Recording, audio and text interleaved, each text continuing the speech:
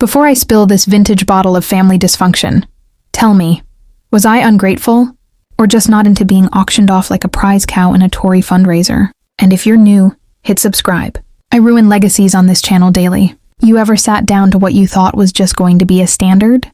Emotionally repressed family dinner. You know, overcooked turkey, passive-aggressive gravy pouring, and a solid 4-hour silence, broken only by someone coughing too loudly, only to find out your dad's arranged for you to marry the governor's daughter? Yeah, neither had I, until last Thursday, Thanksgiving of all bloody days.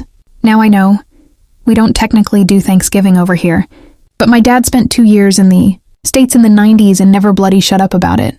Came back with a suitcase full of ego, a deep hatred for weak coffee, and apparently, an interest in arranged political marriages. So there we are, halfway through the roast potatoes and fake smiles, when my dad, who still flinches at the idea of women wearing trousers and once called feminism, a fad, clears his throat in that way middle-aged men do when they're about to drop something offensive dressed up as tradition. He raises his wine glass, which, by the way, was absolutely not a toast. Because instead of, to family, or to health, this man goes, I think it's time we told everyone the news. Our daughter's getting married. To clarify, that was news to me. I nearly choked on a Yorkshire pudding. My mum blinked twice, her version of a full emotional breakdown. The governor's daughter, he says, like I've won a bloody raffle. Now for context, I am a fully grown, university-educated woman. I pay my own rent, occasionally floss, and only cry in public once a quarter. And yet there I was, being bartered off like a Victorian table lamp. No one actually asked for, but insists we'll tie the whole room together. And why? Family legacy, he says, which is posh man code for, we want to climb the socio-political ladder, but still look like we've done it tastefully, without appearing to try too hard or marry someone with an accent that's too northern. Apparently, nothing says legacy, like auctioning off your daughter over roast gammon and stuffing. It was giving Downton Abbey, but with more emotional manipulation and less attractive footmen. The governor's daughter, and bless her clinically clean soul, was sat 3 chairs down. She gave me a smile so painfully polite, it could have been legally classified as emotional warfare. I half expected her to pull out a clipboard and say, let's discuss honeymoon logistics after pudding. And the worst part? No one else seemed surprised. My uncle nodded like this was all just perfectly reasonable behavior.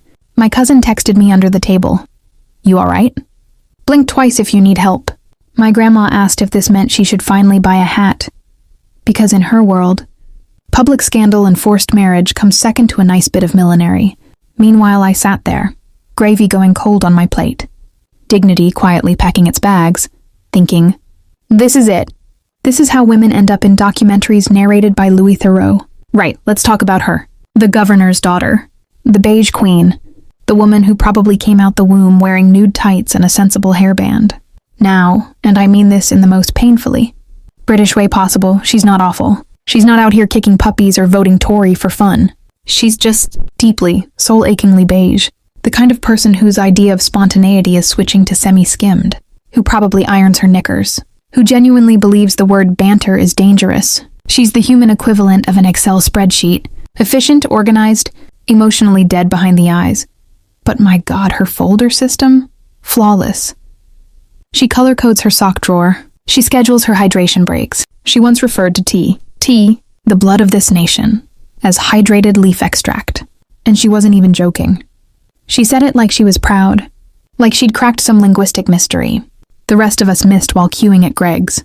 Now, I'm not being snobby. I've dated weirdos. I once dated a bloke who refused to eat cereal after 10 a.m. on principle. But this woman, she makes tax reform sound seductive. She volunteers for council budget reviews. For fun. We had a brief, agonizing chat after dinner. You know those conversations, where you feel your soul slowly evaporating through the back of your skull. She told me she doesn't really get sarcasm and once had to Google it, because people at uni kept saying she sounded like she was being rude. But unintentionally. I said, bless. She replied, yes, I do feel fortunate. That's when I knew. I couldn't do it. Couldn't marry her. Couldn't wake up next to someone who'd ask me to submit a feelings report in triplicate. Now, my refusal wasn't even dramatic.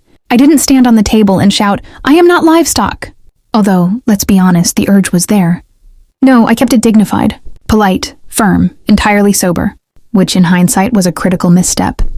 Because trying to reject a politically advantageous arranged marriage in front of your entire extended family while sober is like bringing a breadstick to a sword fight. My dad's face, oh God, the face. You know when someone's trying to pretend. They're calm, but you can see the blood pressure building behind their eyelids. He looked like he was about to explode and take half the dining room with him. My mom reached for her sherry like it was emergency morphine. My aunt muttered, "Not again," which was worrying. And me, I just sat there, wishing the floor would open up and drop me into a Greg's where no one knew my name. But here's the bit they didn't expect. I meant it. I wasn't bluffing. I didn't need time to think. I needed everyone to stop trying to manage my womb like it's a diplomatic asset. So I said no, out loud, in front of witnesses, like a woman with a spine and a mild death wish. And that's when things went from Jane Austen fanfiction to EastEnders Christmas special. But I'll save that particular bottle of drama for the next bit, which, fittingly, involves a literal bottle. You know that moment in a bad soap when someone says one word and suddenly everything goes nuclear? That was no at our dining table. As soon as I refused, Dad went full Victorian ghost, pallid around the edges, veins doing the Macarena under his skin. His face turned such a spectacular shade of beetroot that even the marmalade looked embarrassed. He started shaking, like he'd spotted a mouse in his monocle, muttering grand words, like legacy and disgrace, as if he'd wandered onto the set of a Shakespeare tragedy. Mum, bless her, treated her sherry like it was the only thing keeping her soul from slithering out her ears. She took a sip so deep it could have been archaeological. My cousin, perched on the edge of his chair, whispered "run" so quietly I almost missed it. Because even in middle-class chaos, some instincts remain pure. Naturally, I was now officially ungrateful. Me, ungrateful. After 23 years of conditional affection, where compliments came with a side of backhanded barbs, and weekly lectures on behaving respectably. Translation: don't embarrass us at the council fete. My moral debt was apparently infinite, and here's the kicker. According to Dad, declining to be pawned off, like a particularly troublesome bishop in his political chess match, was the ultimate betrayal. I was less of a daughter and more of a piece of malfunctioning cutlery, useless, sharp, and likely to stab tradition in the back. I sat there, hands folded on my lap, marveling at how refusing to sell my autonomy had become a capital offense. My inner monologue went something like this. Right. So expressing a personal preference is now equivalent to national treason. Noted. I guess I should have been born with a price tag and a footnote explaining my life choices. Meanwhile, Auntie Sharon cleared her throat so loudly you'd think she was announcing the interval at the West End. Grandma muttered about the good old days, which, coming from her, meant the period before indoor plumbing, and presumably before women had the cheek to think for themselves. I flicked a glance at my plate, gravy, congealing into what looked like an abstract sculpture, and realized I'd been served a course of family dysfunction with a side of passive-aggressive tradition. Delicious. So there I was, accused of ungratefulness, by the very man who'd made every birthday into an obstacle, course of emotional landmines. Love, it transpired, was a series of conditional grants measured in compliance and good manners. Reject the compliance, and the grant vanished faster than your mum's biscuits when visitors arrive. But did I crumble? Oh no. Instead of apologizing, I took a deep breath, summoned my driest sarcasm, and thought, if I'm ungrateful for refusing an arranged marriage, just wait until they hear my opinions on recycling bins. Spoiler alert. My opinions on recycling bins come with expletives. And that, dear viewers, is how you really offend a middle-class dinner party. You ever been publicly baptized in vintage Merlot by your own father, in front of 20 people, 3 kinds of roast potato, and a honey-glazed ham that honestly deserved better? Because I have. It all started when I made the hilarious mistake of saying, out loud, I'd rather marry my dissertation. Which, by the way, was on post-colonial trauma and still less emotionally exhausting than this family. Now, most parents might respond to that with a sigh, a disappointed headshake, maybe a strongly worded email. Mine. He stood up, visibly vibrating, like a Tesco meal deal microwave about to blow. Full of fury and fermented righteousness, he picked up his glass of wine, a 2009 Merlot, because he only drinks red, if it's older than my self-esteem, and poured the entire thing over my head. Straight down, hair, face, blouse, pride, drenched. Silence. you could hear a Brussels sprout fall, which ironically is exactly what fell off my fork in that moment. It rolled dramatically across the table and stopped in front of Great Uncle Malcolm, who just blinked like he'd accidentally joined the wrong family. I sat there dripping like the ghost of Christmas therapy, blinking red drops out of my lashes while trying to process if that had actually just happened, or if I'd passed out and this was my brain playing, a very specific and petty stress dream. And then, of course, Maynard, because this is Britain, Aunt Linda, without missing a beat, just went, "Anyone want more stuffing?" Like we hadn't just witnessed a full-blown Cabernet exorcism. Like my dignity wasn't now soaking into the tablecloth alongside the gravy. Mom didn't say a word. Just calmly passed me a napkin. With all the urgency of someone offering a plaster to a decapitated man, she said, "Don't rub it, Dab."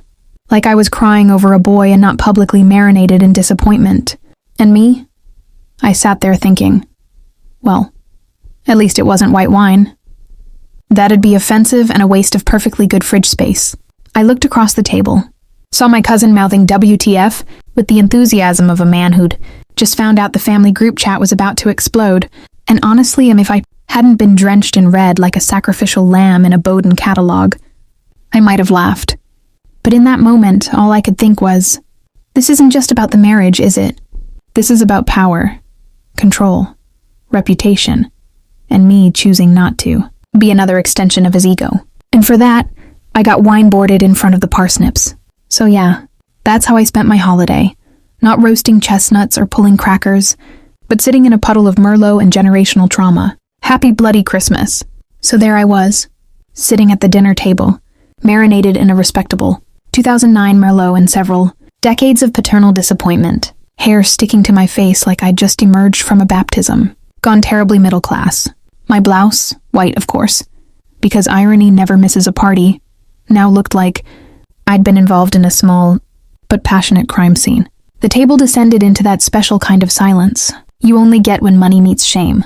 You know the one, where no one knows where to look, so they just stare mournfully at the cranberry sauce and pretend none of it happened. Aunt Linda was slicing into her nut roast like it owed her money. Uncle Derek cleared his throat so often I thought he was buffering. Grandma just stared at the ceiling like she was waiting for God to take her there and then. And me? I just stood up. Not in a dramatic, sweeping way. There was no, "You'll regret this," or glass-shattering exit. Just a polite, soggy, "I think I'll go upstairs now," because apparently I've still got enough British in me to apologize for being the victim of a wine attack. I walked upstairs like a dripping ghost of bad decisions and internalized politeness. My shoes made squelching sounds. Squelch, squelch. Like some kind of posh bog monster. Closed the door, sat on the edge of the bed, looked down at my Cabernet-soaked jeans and thought, well, that escalated quicker than a Daily Mail headline. And then I laughed. Full-on, messy, slightly unhinged laughter. You know the kind, starts in your throat, crawls up your spine, and bursts out of your face like you've just snapped clean in half. Because really, what else was I meant to do? Cry? Scream? Call Ofsted? No. I just sat there, giggling like a woman on the edge, with wine dripping down my nose and a bit of stuffing in my sleeve. How exactly does one emotionally process being publicly assaulted with fermented grapes because you didn't want to marry the governor's daughter? There's no manual for that. No pamphlet. No hotline. Just you, your wet trousers, and the creeping realization that your father probably values political clout over your actual humanity. I stared at myself in the mirror. Red wine-stained fringe, mascara halfway down my cheeks. The sort of look you'd get if Miss Havisham went to Glastonbury. And I thought, this is it, isn't it? This is the turning point. The moment where you stop being the good, little pawn, and start being the villain in their family WhatsApp group. Fine by me. I've always fancied the dramatic exit anyway. So I wiped my face, took a swig from a bottle of ginger beer I found in the bedside drawer. No idea how it got there. Probably divine intervention. And started planning. Because if they thought this little humiliation would break me, oh no. This wasn't my breakdown. This was my origin story. Look, I could have just cut him off, blocked his number, deleted the family group chat, moved to Brighton and started a new life selling ironic embroidery on Etsy. But no, that would be logical, mature, emotionally regulated, and I am none of those things. Because here's the thing about growing up with a father who treated image like a religion and emotional intelligence like a communist. Plot, eventually, your moral compass stops pointing north and starts aiming petty. So I made a plan. Not just any plan, a spectacle. A Shakespearean-level, crown-toppling, chaos-sowing plan. Not to ruin his finances, that he'd survive that. Not to hurt his feelings. I'm not sure he has any that weren't outsourced to his PR team in 2006. No, I went for the jugular, the thing he actually sleeps next to at night. His reputation. His beloved, polished, handcrafted public image. The one he's spent his whole career curating like a psychopath curates trophies. The family values speeches. The Sunday newspaper spreads. With me in a matching blazer like I was bred in a lab for political optics. The gala appearances where he spoke about modern fatherhood, like he hadn't once grounded me for getting a B in Latin. I was going to light that entire house of cards on fire and roast. Marshmallows on the ashes, and I wish I could tell you it was noble. That I did it to make a statement. To take a stand against patriarchal control and arranged marriages. But let's be honest, it was mostly spite. Delicious, slow-cooked, highly educated spite. The kind you serve with a passive-aggressive, smile and a side of publicly, leaked WhatsApp screenshots. Step 1, I drafted a little speech, just a few bullet points, about the whole pouring wine on your daughter's head, because she doesn't want to marry, a soulless tax robot moment. Step 2, I sent it, anonymously. Of course. To a journalist I went to uni with who now writes for one of those Sunday political expose rags. You know the ones. Half scandal, half crossword. Step 3, wait. Wait for the next time he tried to climb a podium and bang on about strong moral values and respectable family units.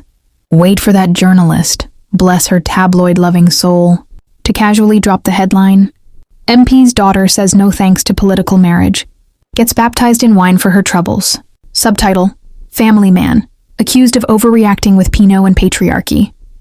And yes, before you ask, I did include a photo. My cousin snapped one mid-pour. Artistic, really. Caught the wine mid-air like a Renaissance painting of generational trauma. I know, it's awful. But you have to understand, this man once said, I was too emotional to study philosophy. So this wasn't just payback. It was art. Petty, vindictive, deeply satisfying art. And the best part? I didn't even have to speak to him. Not a word. No dramatic confrontation. No family showdown. Just me sipping tea, watching the media bonfire from the comfort of my wine-stained pajamas. Honestly, felt like justice. Or at the very least, the most productive mental breakdown I've ever had. All right, picture this. 2 weeks have passed since my dad baptized me in vintage. Merlot, still a stunning mental image. By the way, you'd think things would cool down, right? Nah, not in this drama. See, I'm not just your average sulky daughter with a grudge. No, I'm a one-person wrecking crew, disguised as a slightly disheveled philosophy grad. And this petty plan of mine? Oh, it was about to get glorious.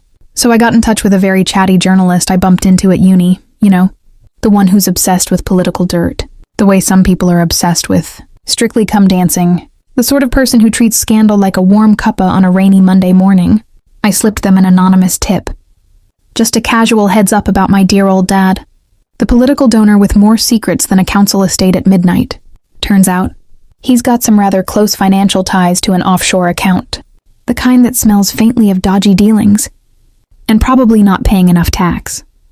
And because subtlety is not my strong suit, I also mentioned an unreported art collection. Yes, that's right, stolen during colonial times. The kind of, oops, forgot to mention this in the family history type of thing. Classic, really. Now let me just pause here and say, I'm not trying to be villainous. I'm just doing my civic duty. Someone's got to keep the elite honest, right? And if that someone happens to be the daughter who's been dumped in wine, well, call me the reluctant whistleblower. Meanwhile, I'm sat in my flat, eating chips from the chippy down the road, because comfort food is a must when you're orchestrating the downfall of a dynasty, refreshing my phone like a nervous pub quiz, contestant waiting for the final question. And then, boom, the article hits. Front page. Big, bold letters. Political donors, offshore secrets, and stolen artifacts exposed. My phone buzzes like I've just been cast in a reality show about dysfunctional families. Dad's furious, of course. There's shouting, denials, threats about legal action. Mum's pretending to be shocked, but is secretly texting her friends, probably to start a support group for women with drunken, wine-throwing husbands. I can almost hear Aunt Linda in the background, asking if anyone's tried the new pork pies at the bakery. Because British, always British. The best bit? Dad's reputation shredded. His carefully curated pillar of the community image Now looks about as stable as a pub table after a Friday night. And me? I'm just here with a cup of tea thinking, well, if you can't pour wine on your daughter, why not pour a little scandal instead? Family politics, never dull. So the article drops, front page, no less. And there's Dad, looking like he's just caught a whiff of socialism for the first time. And it's done him no favors. Picture a man who's built his life on perfectly, tailored suits and very selective hearing, suddenly confronted by the brutal truth staring back at him in black and white. All his meetings get canceled quicker than you can say. Public relations disaster. The governor's daughter? She ghosts us like she's the star of some political reality show nobody asked for. And the wine cellar, the sacred wine cellar, gets locked tighter than a council estate gate after dark. Meanwhile, Dad turns into a man possessed, calls me 14 times in the space of one evening, leaves voicemails that sound like Shakespeare. If he'd been raised by wolves who skipped charm school. How dare you? He snarls between growls. You'll regret this, you ungrateful. Honestly, it's like listening to a drunken banshee with a law degree. And what do? What any normal, emotionally chaotic Brit with a twisted sense of humor would. Do I send him a care package? Inside? A bottle of wine. Red. Aged. The kind that would make sommeliers weep with envy or disgust, depending on their mood. No note, no explanation. Just the silent promise that I'm still here, armed with subtlety and vintage vengeance. Because if you're going to be attacked with wine, you might as well respond in kind. Meanwhile, I'm sat back with a packet of crisps, half listening to the unfolding meltdown on the other end of the phone, thinking, right, that's family politics for you. Less Downton Abbey, more Downton disaster. Classic British chaos, passive-aggressive silences, whispered phone calls in the kitchen, and an underlying sense of please pretend this never happened, love. Thanksgiving, the season of gratitude gravy, and the occasional diplomatic incident involving fermented grapes. Thanksgiving this year? Oh, it was a whole new ball game. A bit like swapping your grand stuffy parlor for a chippy on a Friday night. No awkward family politics. No vintage wine baptisms. Just a bunch of mates who actually think legacy means not traumatizing your kids before they've even finished their school dinners. Novel concept, right? We sat around drinking wine, but for fun, not as a weapon of emotional warfare. Honestly, the only thing spilled was a bit of cheeky banter and maybe one too many crisps. No one ended up looking like a walking Jackson Pollock painting, which is definitely a win in my book. And guess what? I wore my hair out. Wine stain-free, shiny, untangled, and defiantly unbothered by the specter of familial disaster looming in the background. It was a small rebellion against the universe's attempts to turn me into some tragic heroine, drowning in Merlot. I felt free, gloriously free, like someone had finally turned off the ongoing soap opera that was my family life, and handed me the remote control. Of course, my soul was just the right level of emotionally unhinged. Because what's freedom without a bit of chaos to keep you honest? There's something deeply satisfying about laughing through the mess instead of crying in it, about knowing that sometimes the best legacy you can leave is not your bank account, your connections, or your carefully curated Instagram feed, but the simple ability to say no thanks and walk away without looking back. So there I was, surrounded by genuine smiles, bad jokes, and wine that was consumed properly. No injuries reported. It wasn't perfect, but it was mine. And honestly, that felt like the greatest gift of all. Because, at the end of the day, freedom tastes a lot better than fermented grapes, even if your hair is just slightly sticky from the odd rogue cranberry sauce splash. And that, dear viewer, is how you survive Thanksgiving, without becoming a cautionary tale for the next generation. Right, let's have a proper chinwag about this final act. Because if standing up for yourself gets you branded ungrateful, then frankly, pour me another glass of whatever's got the guts to dull that particular nonsense. Honestly, you don't owe your parents your entire bloody future, just because they gave you a past. That's not how legacies work, or at least not the kind worth keeping. It's like buying a council flat and expecting it to come fully furnished with a lifetime supply of happiness and emotional stability. Spoiler, it doesn't. And if your folks ever suggest you marry someone who thinks tax brackets are sexy, that's your cue to sprint faster than the last bus on a rainy night. Seriously, that's not just a deal breaker. It's a full-on emotional eviction notice. Better yet, when the pressure cranks up to 11, and you feel like you're being pawned off, like some council estate chess piece, why not spice things up? Leak the offshore accounts. Make the headlines. Add a dash of scandal. Because nothing screams family drama. Quite like publicly humiliating your political donor dad while dressed in your best. I'm done with this shambles look. It's petty, sure. But sometimes, petty's the only way to keep your sanity intact when the world insists. You play nice with people who wouldn't know empathy if it served them a full English breakfast. So yeah, ungrateful never tasted so good, especially when served with a side of vindication and a decent splash of dry, sarcastic humor. Here's the real kicker. Freedom is never about pleasing everyone else. It's about making your own mess, wearing it like a badge, and laughing at the chaos because, honestly, what else are you going to do? And if that means becoming the villain in your family's Dickensian novel, well, at least it's a hell of a lot more entertaining than playing the grateful daughter who swallows every bitter pill with a forced smile. Cheers to that, yeah?